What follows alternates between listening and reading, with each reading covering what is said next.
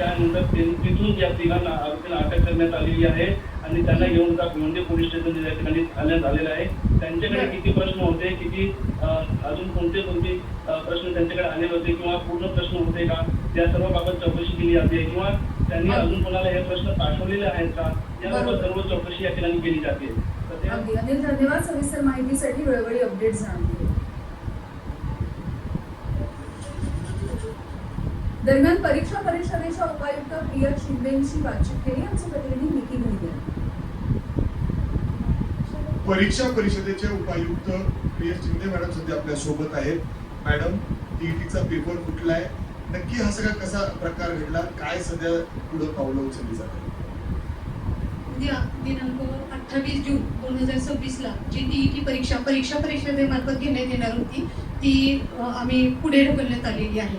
1728 केंद्रांवर महाराष्ट्र राज्यामध्ये ही परीक्षा होणार होती. यासाठी 6,125 उमेदवार हे प्रविष्ट होणार होते आणि ही परीक्षा आम्ही आता पुढे ढकलण्यात आलेली आहे. पेपर फुटलाय, नक्की तो कशा पद्धतीने समोर आलाय, कुठून फुटलाय, काय आता सध्या सगळी माहिती समोर येते? याबद्दल प्रसार माध्यमांवरूनच आम्ही तर परिषदेत आता परीक्षेचंच कामकाज करण्यासाठी उपस्थित होतो. जेव्हा प्रसार माध्यमांवरून आणि दूरध्वनींवरून आम्हाला जेव्हा कळलं त्यावेळेला लक्षात आलं की हे असं झालेलं आहे, म्हणून लगेचच पेपर आम्ही पुढे ढकलण्यात हे केलं. कसं पण पेपर काय काळजी घेतो? म्हणजे आता जर आपण बघितलं तर नीटचा पेपर फुटला, त्याच्यानंतर लगेच टीईटीचा फुटतो, म्हणजे काय नक्की चाललंय, काय झालं, कुठं लूप होल्स झाले?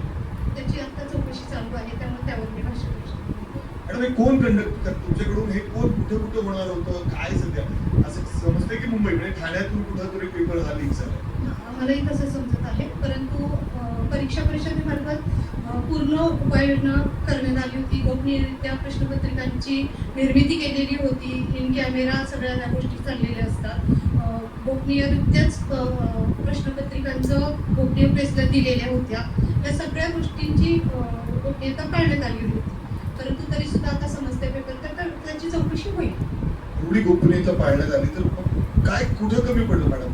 कारण सातत्याने अशा पद्धतीने जर पेपर लीक होत असेल तर एवढे लाख विद्यार्थी जर तयारी करत असतील तर त्यांचं भविष्य तर दावलं ना. विद्यार्थ्यांचं भविष्य नाही तर देशाचं भविष्य अंधारात आहे. जागे व्हा, संघर्ष करा, निवळे अंधभक्त बनू नका. जय हिंद, जय भारत.